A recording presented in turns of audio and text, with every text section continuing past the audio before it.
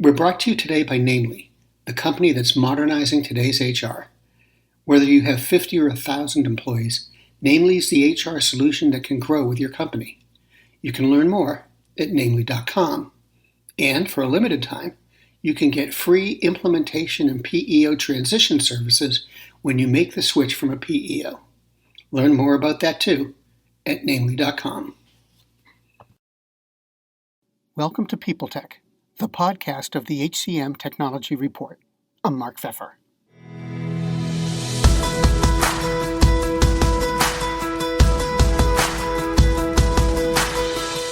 My guest today is Doug Seegers, Head of Original Content at Cornerstone On Demand.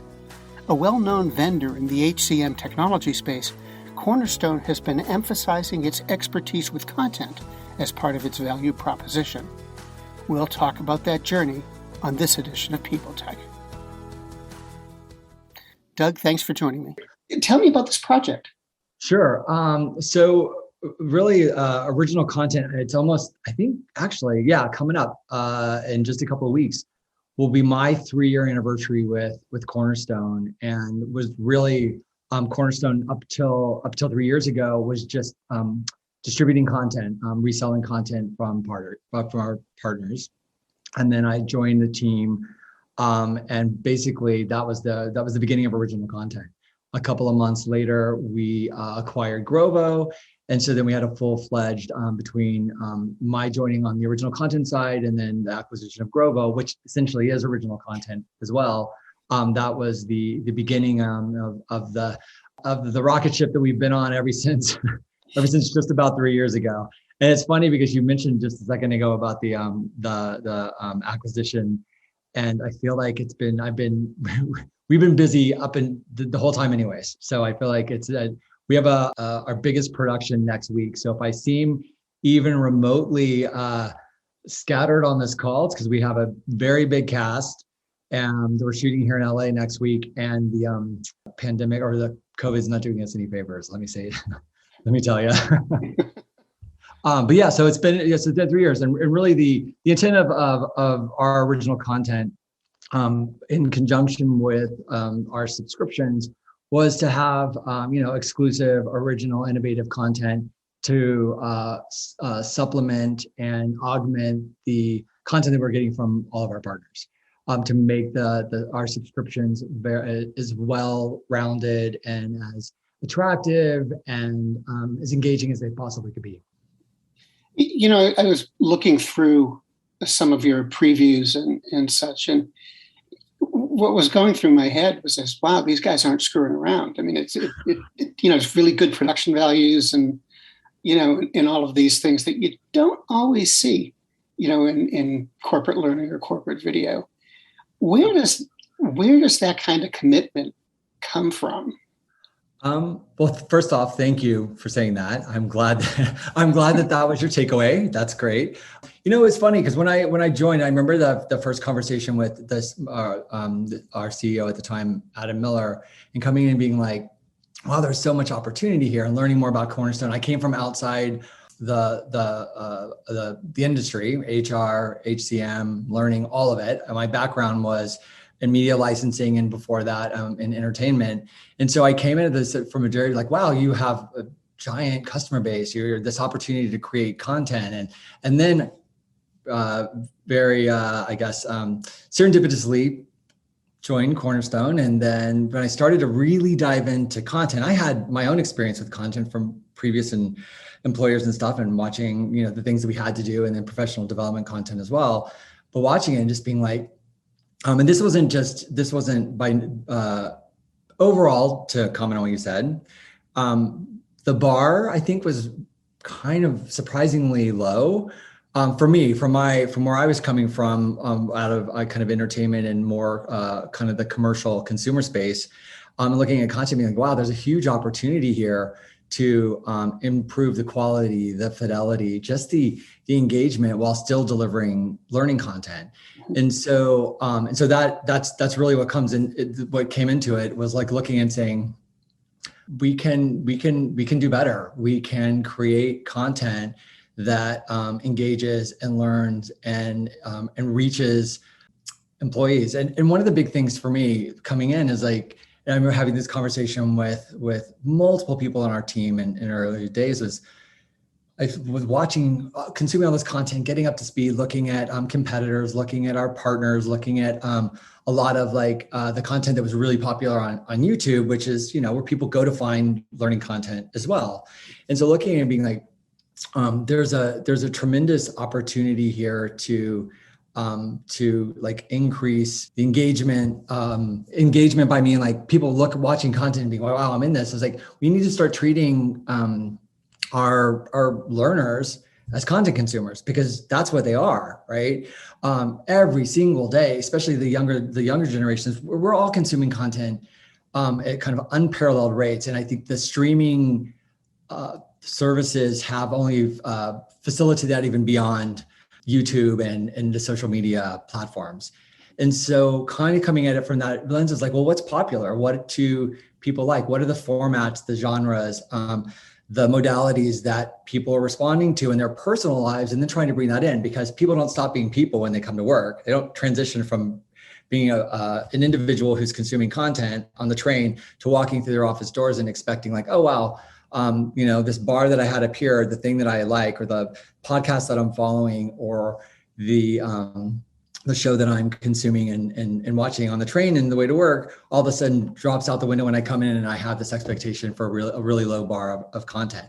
We can meet people where they are, and there just seems like an immediate opportunity to think, hey, let's think of like the seesaw back and forth between our employees and our clients' populations as content consumers, and treat them like that. And so that was like an overarching theme that I think has really permeated has been a thread through our development, and even I think the influence on the Grovo content that we produce, to really kind of even up the quality around certain aspects of design and storytelling, while we're still delivering viable learning content. Now, one of the things about Cornerstone and content is you folks seem to take it exceptionally seriously. I mean, I think it was about 2 years ago, the company said content is going to be a cornerstone of our strategy, going forward. Other vendors say things like that, but you guys seem to really be putting some money into it and sort of, walking the walk, as it were. Where does that come from? How did you arrive at this idea that, hey, we've got to get the content right if we're going to build the business? I think, through I can speak from my own experience in the conversation that I had. And I remember a couple of years ago when Heidi Spierge was talking about content.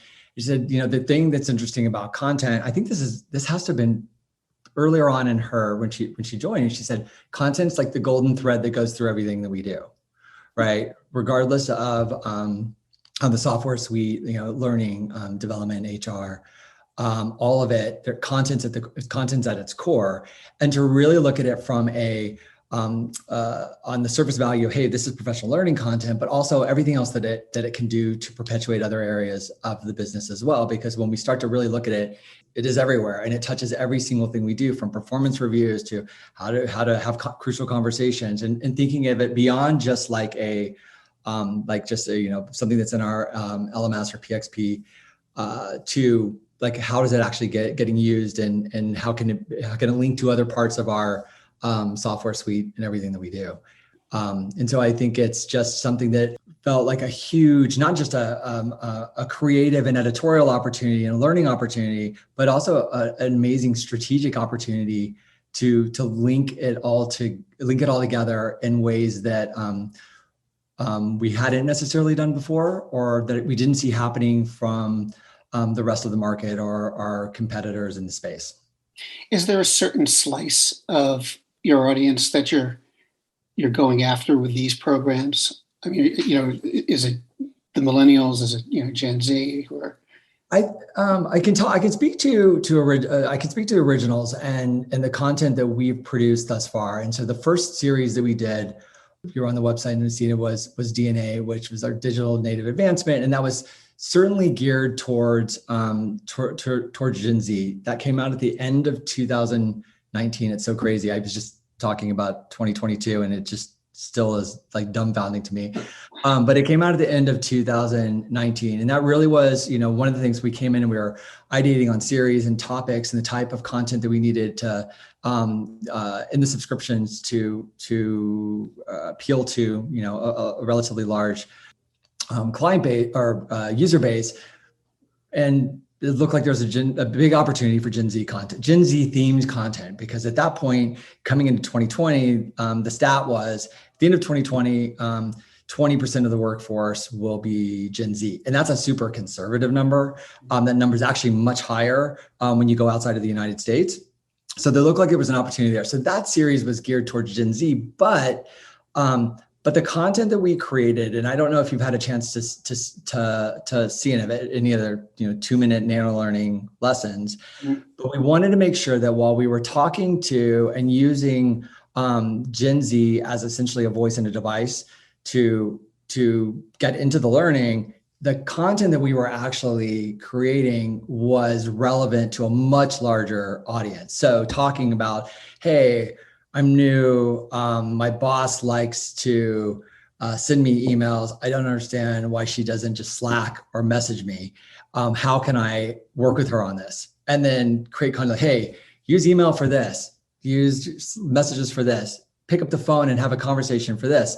And it was interesting because on that particular lesson, I use that as an example because we got feedback from a lot of non-Gen Zers, a lot of boomers and Gen Xers, if we're thinking kind of generationally, and saying like, wow, that was great. I'm going to make my whole team watch this. I don't even have any Gen Z people on my team, but those are guidelines for communicating that we need. So when we created the content and we learned that pretty early on, was that we wanted to make the content inclusive for a larger audience than what was kind of on the surface. And you're thinking about digital natives. And we didn't even call it, we didn't put Gen Z in the title because digital natives is a much broader definition that is inclusive of people who are, who either are or fancy themselves as digital natives as opposed to, from Generation Z. There's so much talk now about the importance of learning, especially when it comes in to skills, that's going to be a big pressure on employers. Do you think this kind of approach that you've been taking, can that get into skills development? I mean, skills learning always strikes me as being really complicated because of the depth of the subject matter you get into. Can this work for that? I think so. It's interesting because for the first follow-up series was the H-Files. And the first season, I say season, I probably shouldn't say that, program release of the H-Files. I speak in those terms because it's like the first season of H-Files was for project management based. And we landed on project management because it was something that we were, and this was I guess we started working on this in early 2020 in terms of content that we saw an ongoing ask for from our client base. And something that was a skill that was in many a top 10 list as kind of general population, but it wasn't so like, hey, this is project managers for a certified project manager. We need project management content for non-project managers. We need basic principles delivered to project managers in a relatable way that people can understand. So with skills development, like, okay, really a top 10 / best practices from beginning to end of project management. And we put a creative wrapper of the H-Files around like, look, let's look at project management failures throughout history and approach it from kind of a docu-style that felt more accessible, and then tie it back to the learning at the end and provide practical tips, as well as our activation material, which was offline printed companion material to content that had tips, tricks, facilitation guides, documentation, planning docs, that sort of thing. And so that content is meant to be, hey, this is project management for non-project managers. We have deeper project management content that follows right after this. We can point you right to a deeper dive into it, but it was almost like an introduction into the subject and an introduction into project management. I mean, for someone who's a professional project manager, this would not be the content for them, but for the larger population, it absolutely was. And we have deeper learning. So a lot of the content that we're producing on the original side tees up other content in our subscription. It links back. There's no ending to when we finish a program, whether it's the H files or DNA or Empowering Minds with LigiWeb, then that we don't like that. That's it. Like we tee it up so that there's additional conversation, or there's additional learning in the subscription to point people to. It's kind of like the beginning of the journey, and as opposed to the end. So in terms of like skills development, are we going to be creating, Python coding content on originals? That wouldn't be something that we would do. That's not like, that's not our MO. Our MO is to bring people into the subscriptions, create engaging content, and send them on a path of discovery or additional learning that they then can hopefully develop and fine tune their skills. Does that make sense? Yeah, no, it does. It actually is a really interesting description of how you do it. So thanks. And I just got one more question for you for now. Can you sort of step me through the process, the production process that you go through from the time you settle on a topic? How do you get it put together? How do you get it produced? Sure. So I'll tell you, it's been an iterative process. It's been interesting because this is our first time meeting, but I have no shortage of ideas. Some are really good and some are maybe not so good, but they keep coming, right? And so there's a whole process, and pretty early on, when I was getting up to speed and looking like, okay, well, what do we need? What's going to resonate? And I was working with an instructional designer at the time when we were looking at kind of like all these ideas that we had and topics that we needed to cover and trying to organize it. And we came up with, at the time, and honestly, Cornerstone, unbeknownst to us, has something else called the same name. So it was essentially, we were calling it for internal purposes, our innovation index. And so we were looking at criteria around, do clients need this? Is it like innovative? Is there, are salespeople going to know how to sell it? Are marketing people going to know how to market it? Is it complex to produce? Is it expensive to produce? And we went through all this kind of criteria with a bunch of questions and created essentially this index where we rated different ideas and matched them with topics. And if it kind of passed that piece, then we moved on to true. It was kind of like light research and more kind of anecdotal, topic-based, working with the strategy team to tell us like, what do we need, reaching out to the clients. And if it worked and we thought we were onto something, then it kind of moved to phase 2, which was like true research and development, where we were going in and doing lots of research, consulting with experts, subject matter experts, internally, externally, as the case may be, running focus groups, beginning to really dive into like, okay, is there something here? Can we do something different? Is this unique? And does it, is there more meat on the bone than we initially thought? If all of that goes well, then we end up, moving into what essentially amounts as our pre-production process. Like, yes, we're going to do this. And in that process too, could be like pilots, like a proof of concept. And those could be from like really rough, down and dirty POCs to almost a full-fledged, like what a lesson would look like. And so when that all happens, we move into a pre-production process. And then it really comes down to like the program, and the writing, additional research, all of the instructional design. What's it going to look like? What's it going to feel like? How like, the technical and editorial aspects, how we're going to produce it. Is it live action, animated? Is it VO, motion graphics? All of the things that go into the pre-production process that get us to the end of that, where we can actually then move into production.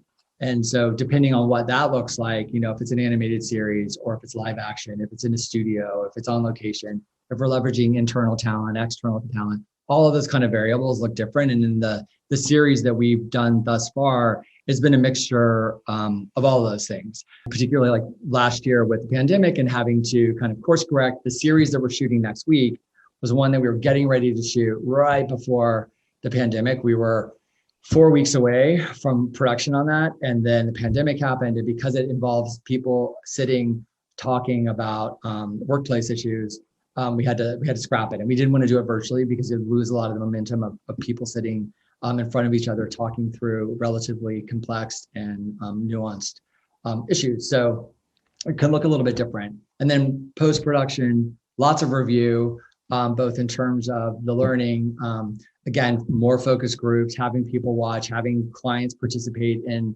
early content, when and where that makes sense.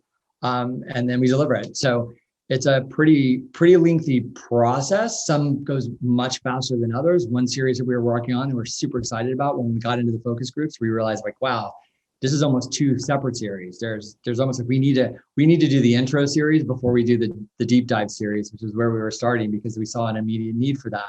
And so we kind of course corrected on that one. Well, we're well into the focus group process on that particular program. So it can look a little bit different for each one. And then when we do additional runs, like with DNA, where we've come back and we said, okay, we did our first release, which was all around,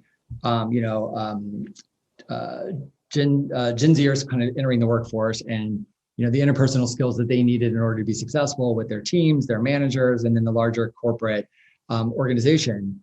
When we came back and did more of that at the beginning of the pandemic, we're like, wow, we can do more DNA, but let's gear it towards working from home. Let's gear it for how do you do those same interpersonal skills out of the office, all virtual. And so that process went a lot faster because we had already had our framework in place. We did research, script writing, casting. That was largely animated or we heavily relied on pre-existing media assets to pull that together. And then most recently we did a DNA DEI run, which actually took a little bit longer just because we wanted to make sure that we got the learning right. When we got into diversity, equity, inclusion, and belonging, and with the overlay of DNA, we wanted to make sure that it was authentic and real, and we were answering questions and providing viable information for that space. So, and that took a little bit longer than the work from home content. So it looks a little bit different from each one. Doug Seegers, thank you.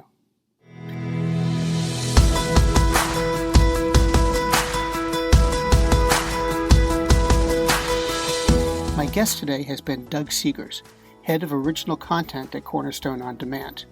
And this has been People Tech, the podcast of the HCM Technology Report. We're a publication of Recruiting Daily. We're also a part of Evergreen Podcasts. To see all of their programs, visit www.evergreenpodcast.com. And to keep up with HR technology, visit the HCM Technology Report every day. We're the most trusted source of news in the HR tech industry. Find us at www.hcmtechnologyreport.com. I'm Mark Pfeffer.